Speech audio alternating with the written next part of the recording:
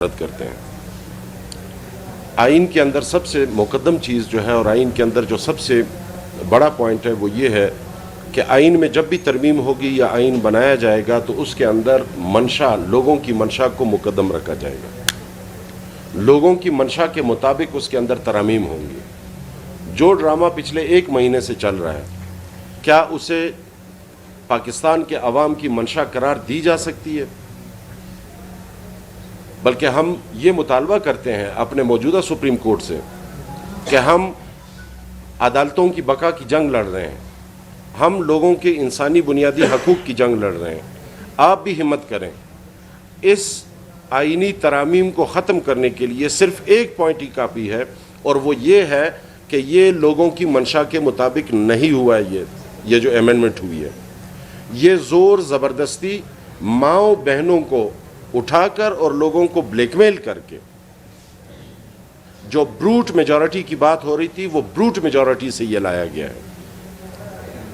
تو جو چیز بھی جبر کے تحت ہو وہ کبھی بھی قانونی اور آئینی شکل اختیار نہیں کر سکتا، نہ اس کو قانونی آئینی مانا جا سکتا ہے۔ اس کے ساتھ ساتھ جو ایک فیصلہ آیا، ہم نے اس کی بھی مخالفت کی تھی، جو 63(a) کا آیا تھا۔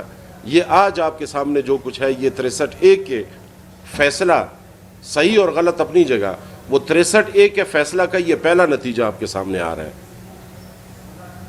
کہ وہ پارٹیاں جو جمہوریت کے علمبردار تھے، وہ پارٹیاں جو ہمیں 70-76 سال سے جمہوریت کے راگ ہمارے سامنے الاپ رہے تھے، آج ان کا سٹیٹس اور ان کی سوچ یہاں تک آ گئی کہ وہ بروٹ میجورٹی کی بات کر رہے ہیں کہ آپ نے ماننا ہے تو مان لے۔ یہ تو ڈکٹیٹرشپ پہ بھی نہیں ہوا، ماننا ہے تو مان لے ورنہ ہم کسی اور 2 نمبری سے یہ پاس کرائیں گے۔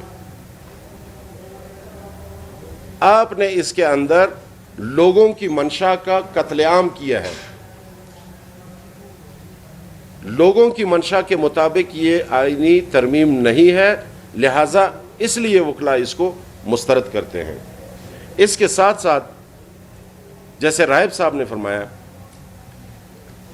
کہ عام پبلک کی زندگیوں پہ اس سے یہ اثر انداز ہوگا۔ اس کا ایک شق اگر آپ کے سامنے رکھا جائے کہ اب جس کے ساتھ پبلک کا کوئی ایشو آتا ہے، کانسٹیٹیوشنل میٹر میں ہمیشہ عوام اور حکومت آمنے سامنے ہوتی ہے۔ حکومت سے کوئی گریوینس ہوتی ہے تو پبلک آ کے کانسٹیٹیوشن پٹیشن عدالت میں فائل کرتی ہے، عدالت میں آئینی درخواستیں دیتی ہے کہ میرے ساتھ یہ ناجائز ہو رہا ہے۔ اب اس میں آپ نے ایک فریق نے یہ اختیار اپنے لیے چن لیا کہ میں منصف اپنے لیے خود منتخب کروں گا، تو پھر اس منصف کا کیا فیصلہ ہوگا اس سے آپ بخوبی واقف بھی ہے اور اس کا اندازہ بھی لگا سکتے ہیں۔ ہمارا سپریم کورٹ، ہائی کورٹ جب بھی ہماری اختلاف رہی ہے اپنی جوڈیشری سے، وہ اصولوں کی بنیاد پہ رہی ہے۔ اصول کی بنیاد پہ ہم اختلاف رکھتے بھی ہیں، اصول کی بنیاد پہ ہم کسی کے ججمنٹ کو، آرڈر کو یا اس کے کسی عمل کو ہم ریجیکٹ کرتے ہیں۔ آج ہمارے جتنے بھی کانسٹیٹیوشنل ججز ہیں، ہماری ان سے درخواست ہے کہ اس لڑائی میں اپنے انسٹیٹیوشن کو بچانے کے لیے آپ کو سامنے آنا ہوگا۔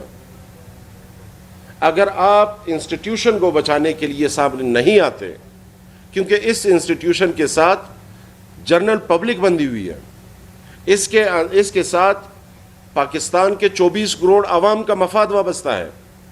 جس معاشرے میں انصاف ختم ہو جائے وہ معاشرہ قائم ہی نہیں رہ سکتا۔ تو لوگوں کے لیے، لوگوں کو انصاف فراہم کرنے کے لیے اور اپنے ادارے کا وجود بچانے کے لیے آپ کو سامنے آنا چاہیے اور آپ کو سامنے آنا ہوگا۔ اگر آپ نہیں آتے تو آپ کا بھی سٹیٹس وہی ہوگا جو پارلیمنٹ کا موجودہ ہے۔